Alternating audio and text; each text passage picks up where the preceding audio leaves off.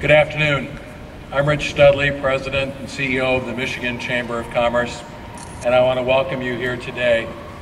I can tell you as a person of faith that it's critically important that we are present in the public square, that you participate in the public policy debate. Please know what a great encouragement it is to those of us who live and work in the Lansing area to see you here today. The verse from Deuteronomy is very clear. It is God who gives us the ability to produce wealth. I'm honored to be invited to participate in this event today. I think it's very appropriate as we pray for our country, we pray for our state, and for our legislative and judicial and executive branch leaders, that we also pray for our churches, for our families, for educators, and yes, even the news media. Or perhaps especially for the news media if you think about the Capitol Press Corps. I chose in prayer for the business community today one of my favorite verses, which I think captures both the challenges and the opportunities that we face here in Michigan. The verse is from Hebrews chapter 12, verses 1 through 2.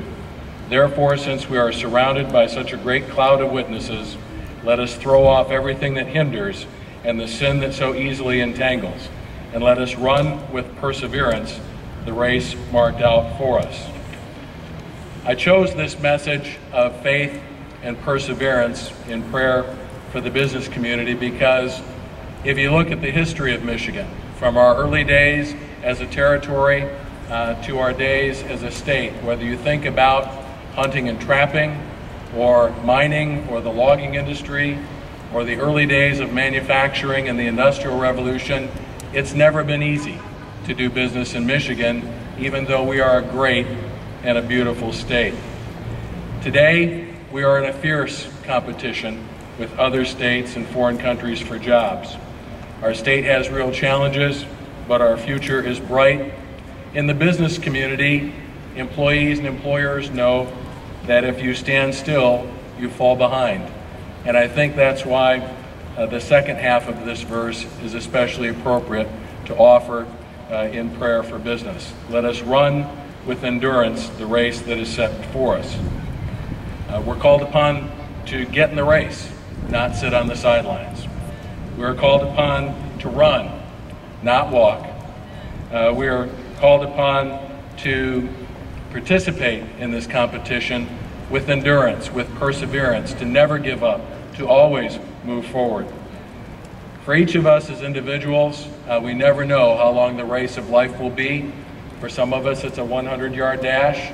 For others, it's a 5K or a 10K or a half marathon.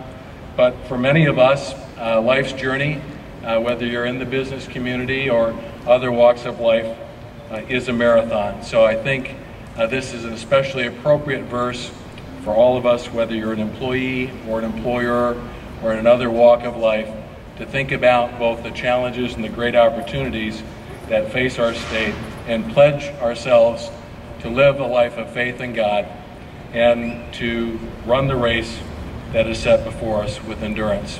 Thank you, and God bless you.